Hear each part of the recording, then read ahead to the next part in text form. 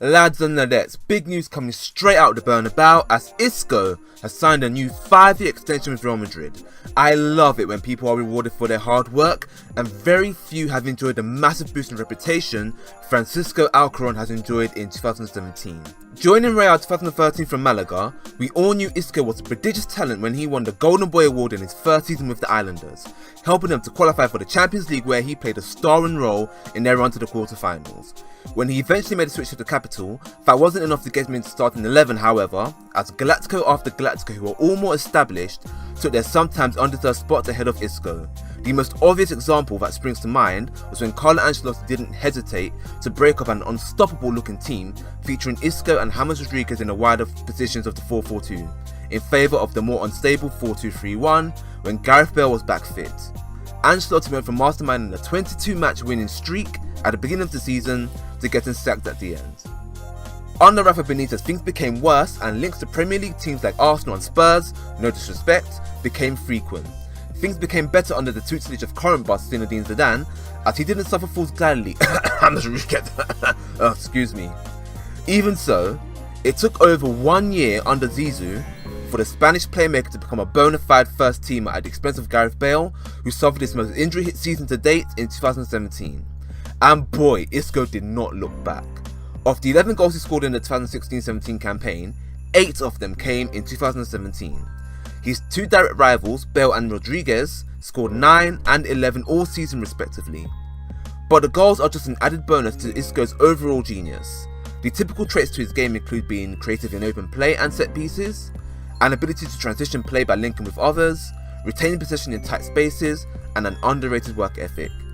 Now that he's been given undisputed first team status, Isco can now show these qualities on a frequent basis, and no doubt this has helped with his consistency.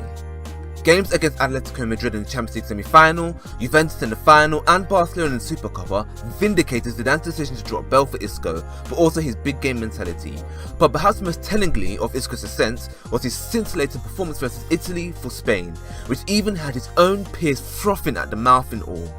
After getting embarrassed for 90 minutes, Marco Verratti said that Isco played at a higher level than Lionel Messi. Whilst that is most definitely going overboard, when Ronaldo wins the Ballon d'Or, and Messi gets second for carrying Barcelona, Isco, in my eyes at the very least, has been the third best player on the planet in 2017. He's done more than Neymar and Robert Lewandowski, while Luis Suarez, Antoine Griezmann and Gareth Bale have dropped the level. He's arguably Madrid's most important player. If Ronaldo's the match winner, Isco's the match orchestrator. He's the best playmaker in the world. The fact Nike and Adidas are fighting to give him a very lucrative boot deal confirms that his reputation is fast approaching his talents. At the age of 25, Isco has the world in his palm. Unfortunately for Gareth Bale, who's now getting booed, that could spell the end of his tenure at Real Madrid. Lads and ladettes, what do you think? Is Isco really the world's best playmaker? Off the top of my head, I can only think of Thiago Alcantara, Toni Kroos, and Luka Modric, who are in Isco's realm. I'm going to hold off on Kevin De Bruyne for now, as he's largely been used as an attacking midfielder before Pep Guardiola, whilst of course the king, Andres Iniesta, is sadly past his best. I still hold Iniesta along with Xavi and Zidane as the highest barometers of a playmaker, and I hope that Isco can reach that level one day. That's all for today. Don't forget to like, share and subscribe to the channel, and also click the notification bell so you get alerted the moment my next video is out, which should be my Premier League review.